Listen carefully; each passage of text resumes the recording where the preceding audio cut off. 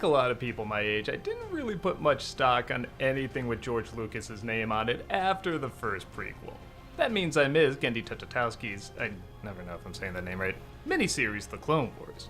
For years, people would tell me, you have to see it, you have to check it out. Even when it first came out, everyone was saying, man, this is what the prequel should have been. They're so good. So I finally sat down, watched it, and I'll admit it's not really what I was expecting. When a lot of people said this is like the Black Hawk Down of Star Wars, they weren't kidding, because most of what you see is literally just violence.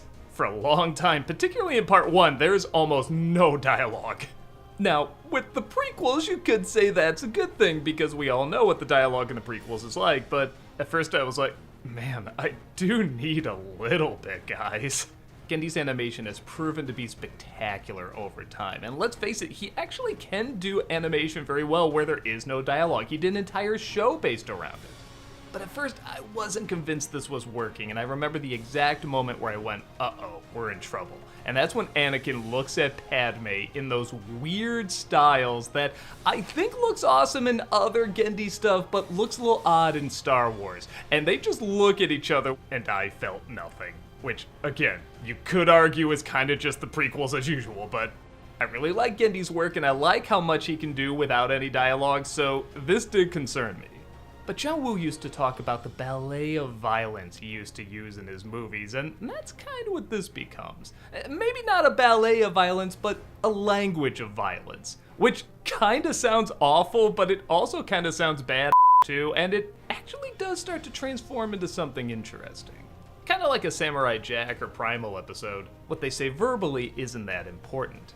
It's how they say something physically, and in a strange way when you see how they fight, and when they take a breath, and when they don't attack, and when they pause, and when they send in troops, or when they go in on their own, you do surprisingly start to get some character from them.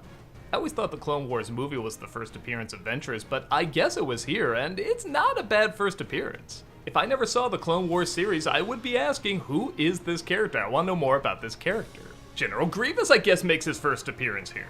This is split up into 2 parts, and the funny thing is, in part 2, there actually is a lot more dialogue. In fact, there's a lot fewer stories. In the first one, there's a lot of different battles and a lot of different strategies and the different ways they take people out and everything. And in the second one, there's only 2 stories. One is about the kidnap of Palpatine, which is a lot like Volume 1. There's not a lot of dialogue in it, it's a lot of action. But the other story follows Anakin and Obi-Wan as they land on a planet that, man, if you think James Cameron stole a lot for Avatar, wait until you see this place. This planet literally has blue cat people that have a very heavy Native American lean to them. And they need the help of a white human savior. But what I like about this version is, it gets weird. Anakin has to go on a spiritual quest that involves leeches and trying to take down this evil place, and the more you hear about it, the more bizarre it sounds, and it is, but you can feel real self-reflection, and again, a lot of it's done without a lot of dialogue. It's also kind of neat seeing the style that Genndy would create eventually kind of become the Clone Wars style. I mean, yeah, eventually it goes to CG, but it still has that angular look. You can tell it was inspired by this design.